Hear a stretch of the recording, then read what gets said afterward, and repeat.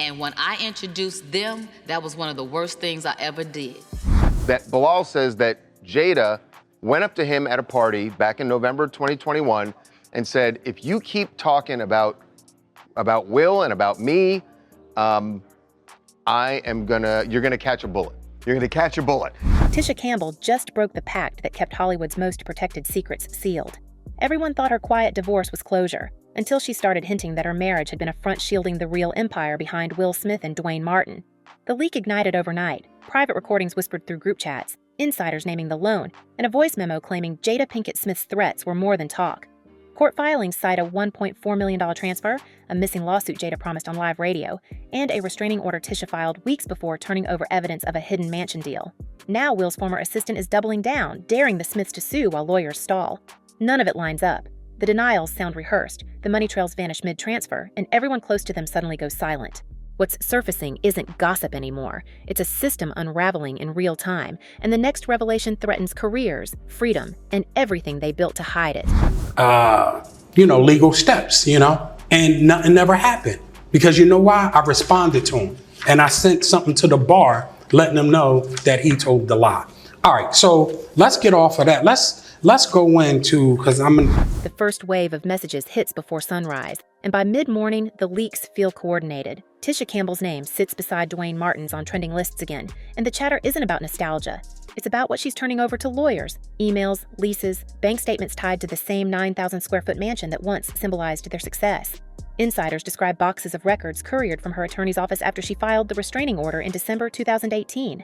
The paperwork tracks payments from a shell company called Rox LLC, allegedly used to lease a house Duane secretly owned after a bankruptcy filing. What triggers panic is one line buried in the trustee's notes: funds wired from outside party WS. Within hours, blogs connect the initials to Will Smith, recalling the $1.4 million loan he and Jada had extended to Martin years earlier. It's not proof, but it's enough to send phones buzzing across Hollywood's quietest hills. By afternoon, the official explanations start arriving. Duane claims the arrangement was a standard short sale. Nothing more than paperwork and bad timing. But the math doesn't cooperate. The couple declared $15 million in debt, yet kept luxury cars, staff, and the same publicist used by the Smiths. Tisha's divorce documents list her as unemployed while Duane continued business meetings at Treyball Studios, Will's own company. A former accountant whispers that the mortgage payments on the mansion matched deposits from a separate film fund partially under Jada's signature. It reads like coincidence until people remember that in 2016, the same year the bankruptcy began, Will's personal assistant, brother Bilal, quietly left the team under a non-disclosure agreement. That's when the story stops sounding like financial hardship and starts to feel like containment. Before they had Trey, Jada was the woman that everybody wanted. And Will needed that validation to have that type of woman. You saw her say. Every denial from the Smith camp seems to expand the crater. Will's rep calls the affair allegations completely fabricated. Jada brands Bilal a liar during a Breakfast Club interview, promising legal action that never appears. Bilal answers with a countdown. 2 weeks. No lawsuit. I drop evidence. The phrase spreads across social media like a dare. At first, it feels performative, an estranged employee chasing relevance, until screenshots from private texts surface showing Bilal discussing the couch and the room. The phrasing mirrors his public description of what he claims to have seen between Will and Duane. Even people who dismiss the story admit the imagery is too specific to invent. By the second week, Jada's silence replaces her threats. The promised suit evaporates, replaced by whispers that the family's lawyers are reassessing exposure. Inside entertainment circles, attention shifts from morality to money. If Will truly financed Duane's hidden property, did that make Tisha a collateral liability? Bankruptcy experts note that if Rox LLC was controlled by Duane, he could have effectively erased his mortgage while shielding assets from creditors, a maneuver that becomes fraud once disclosed. The twist is that Tisha's cooperation with the trustee may have forced those documents into daylight. Sources close to her describe a woman terrified of being dragged into another scandal not of her making, but also aware that her silence now looked like complicity. Every new page leaked online sharpens the outline of a pattern. Will rescues Duane financially, Duane protects Will personally, and Tisha protects them all publicly.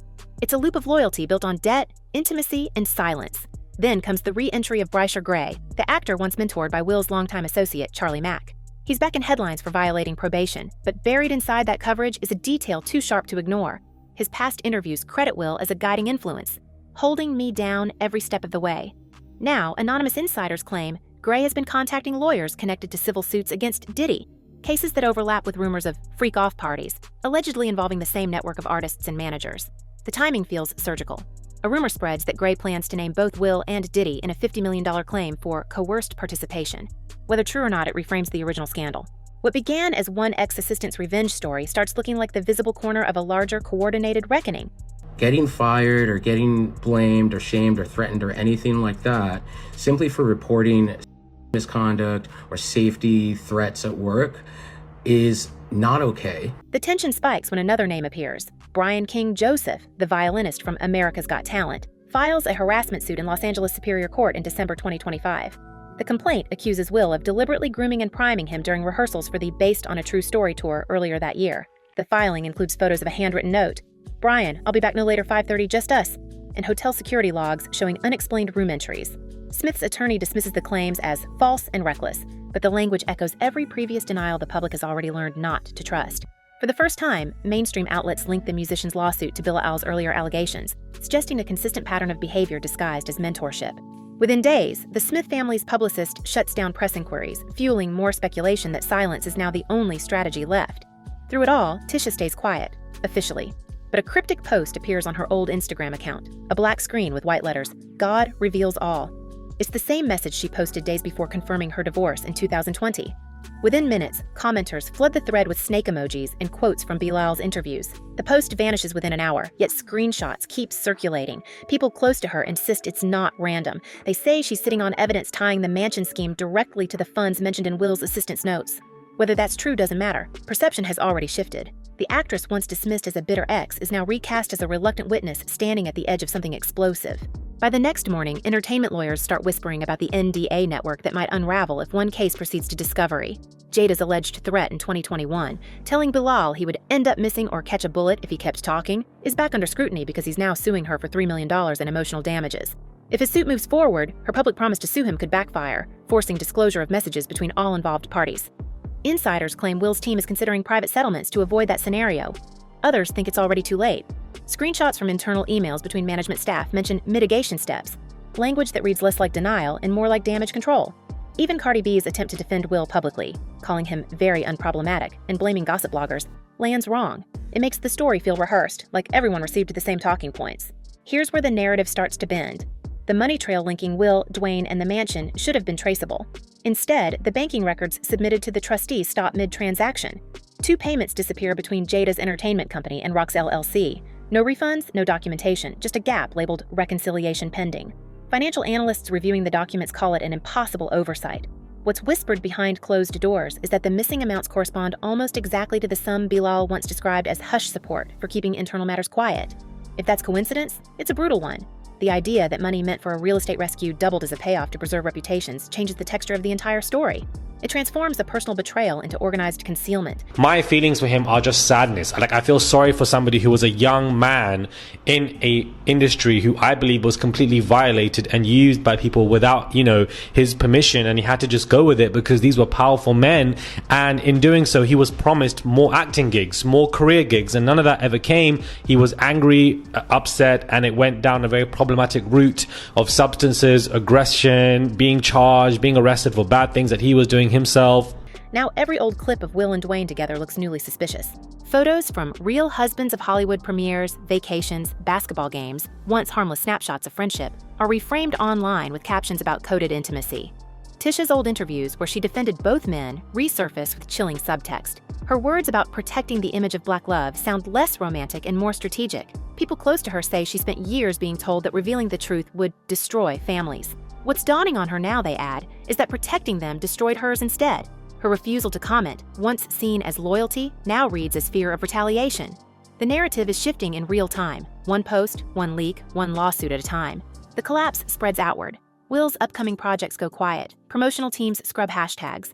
Duane's social media accounts deactivate without explanation. Jada's production company halts press appearances, citing schedule conflicts. Meanwhile, Bilal posts a single sentence on his feed. Countdown over. No proof, no attachments, just those words. Within hours, gossip accounts claim he's preparing a data drop including emails from 2008 to 2022 linking multiple celebrities to undisclosed foundations.